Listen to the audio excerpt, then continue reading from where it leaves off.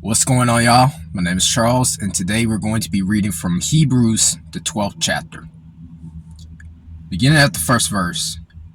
Therefore, since we are surrounded by such a great cloud of witnesses, let us throw off everything that hinders and the sin that easily entangles, and let us run with perseverance the race marked out for us, fixing our eyes on Jesus, the pioneer and perfecter of faith. For the joy set before him he endured the cross, scorning its shame, and sat down at the right hand of the throne of God. Consider him who endured such opposition from sinners, so that you will not grow weary and lose heart. In your struggle against sin, you have not yet resisted to the point of shedding your blood.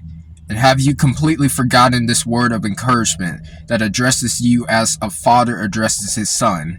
It says, "My son, do not make light of the Lord's discipline, and do not lose heart when he rebukes you.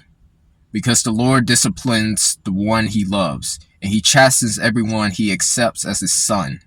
Endure hardship as discipline. God is treating you as his children.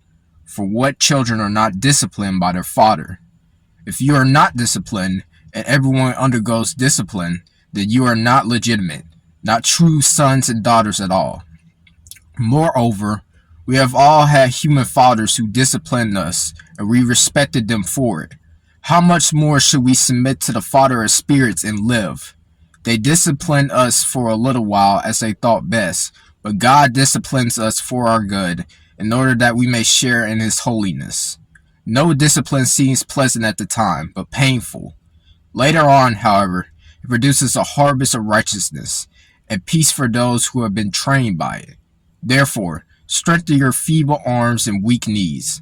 Make level paths for your feet, so that the lame may not be disabled, but rather healed. Make every effort to live in peace with everyone and to be holy.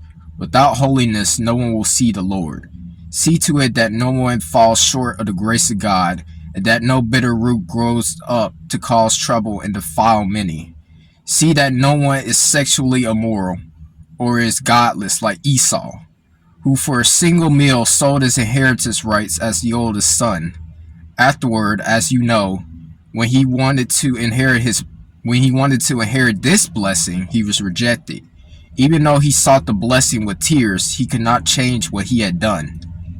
You have not come to a mountain that can be touched, and that is burning with fire, to darkness, gloom, and storm, to a trumpet blast, or to such a voice speaking words that those who heard it begged that no further word be spoken to them, because they cannot bear what was commanded. If even an animal touches the mountain, it must be stoned to death. The sight was so terrifying that Moses said, "I am trembling with fear." But you have come to Mount Zion, to the city of the living God, the heavenly Jerusalem. You have come to thousands upon thousands of angels in joyful assembly, to the church of the firstborn, whose names are written in heaven. You have come to God, the judge of all, to the spirits of the righteous made perfect, to Jesus, the mediator of a new covenant, and to the sprinkled blood that speaks a better word than the blood of Abel.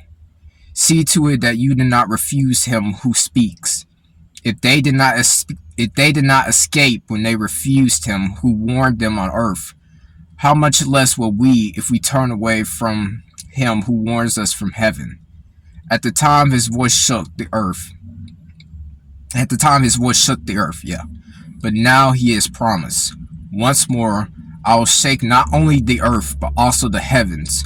The words once more indicate the removing of what can be shaken, that is, created things, so that what cannot be shaken may remain. Therefore, since we are receiving a kingdom that cannot be shaken, let us be thankful, and so worship God acceptably with reverence and awe, for our God is a consuming fire.